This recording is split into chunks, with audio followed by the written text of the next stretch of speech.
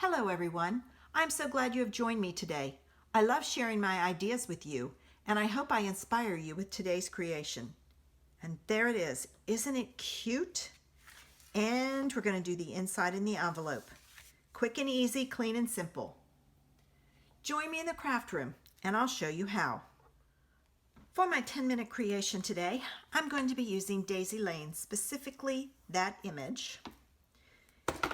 I have a piece of Mossy Meadow that is 2 1/4, is that it? Yes, 2 1/4 by 4 1/4. I have a scrap of Whisper White. My card base is Whisper White, and it is 5 1/2 by 8 1/2, scored at 4 1/4. I'm going to be using the subtle embossing folder.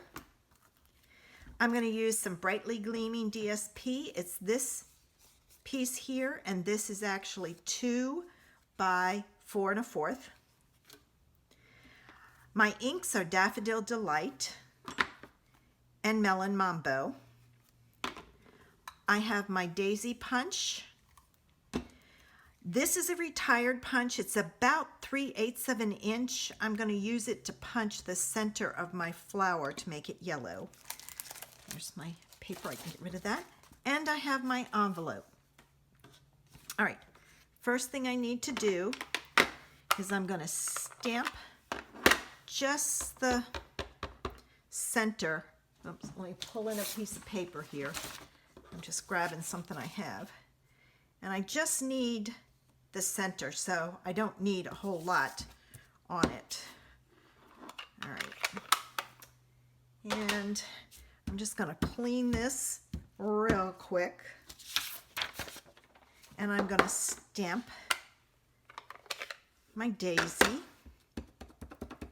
and I have it so that I have one petal that goes north to south, and it'll match the, and I'm going to do that one a little bit lighter for the top, so a second generation. All right. I think this will work. I think yes, it does. Ooh, look at that. All right, there's my center of my flower. So if you have that punch, you can use it for the center. If not, a 3/8 inch punch works, because that's what that was. It was part of a punch pack from years ago. And now I'm going to punch out my daisies, and by putting that petal north and south, it's easy to match it up to punch it. One more.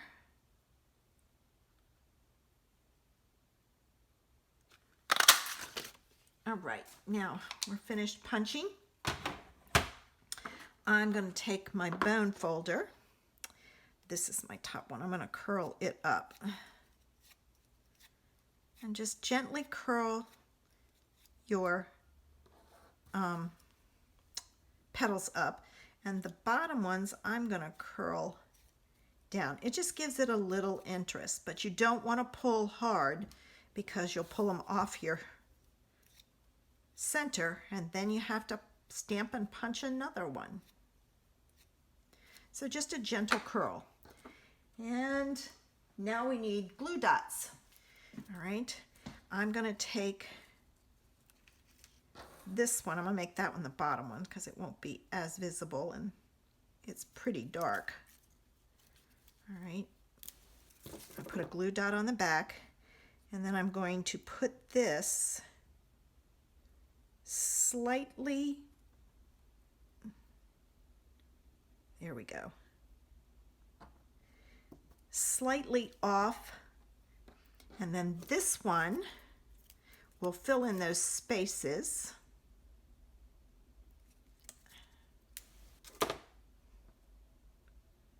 Like so. So you fill it in and got a nice two-tone flower. And before I put this one down, I'm going to add some Wink of Stella just to give it some glimmer. If you have the gold faceted gems, they would be perfect. I don't have them. I have the silver ones.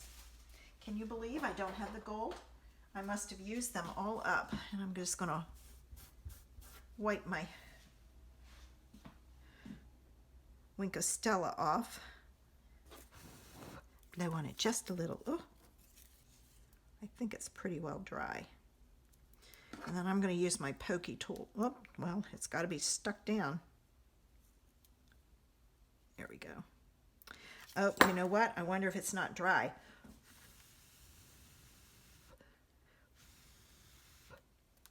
Let's try it now.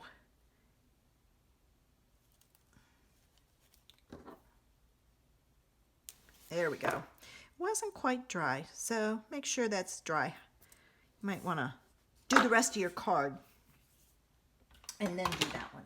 All right, now I'm going to take my subtle embossing folder and I am going to emboss the front of my card. All right, and I'm going to run it through this way because if you do it this way, it's messed up, and I don't like folding it because then you don't get right to the edge. Okay, there it is. Now it's time to put our card together. And I always match this up because when you emboss, it does change the size just slightly. Now, this is going to go on here.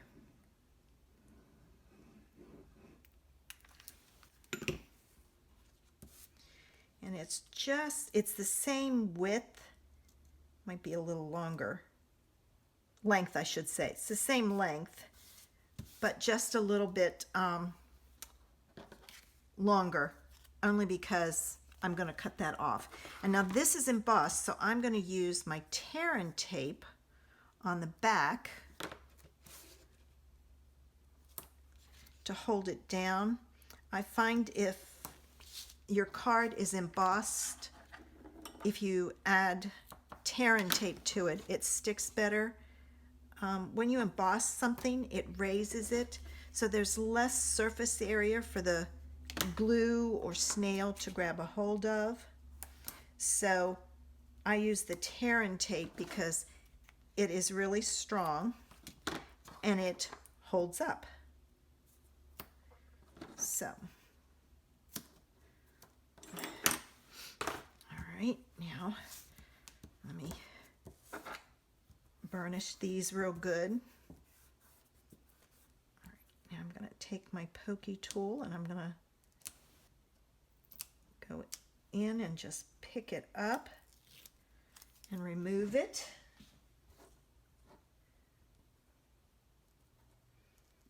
Saves your fingernails.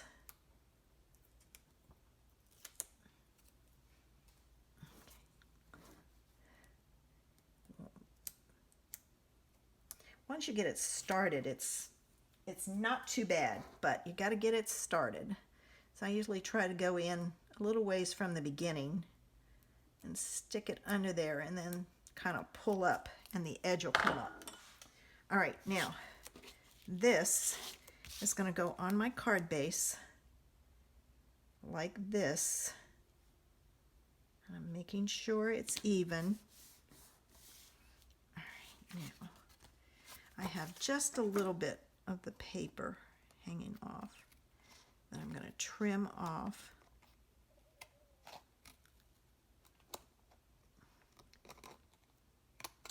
And naturally it's sticky, so there it is. All right, and to finish it off, I'm going to take a dimensional and put it in the middle.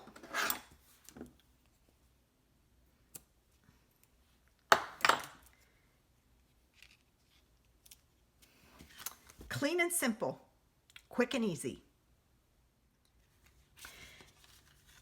And don't forget to do the inside in the envelope. If you like my project, give me a thumbs up. Make sure you subscribe to my channel using the button below. Don't forget to leave me a comment. YouTube loves comments.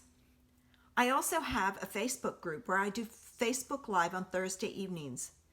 Join me this Thursday and we'll have some fun. Look for Creations in Paper on Facebook. If you don't have a demonstrator, I would love to be your online person. Send me a message and I would love to help you in any way I can. Have a great day.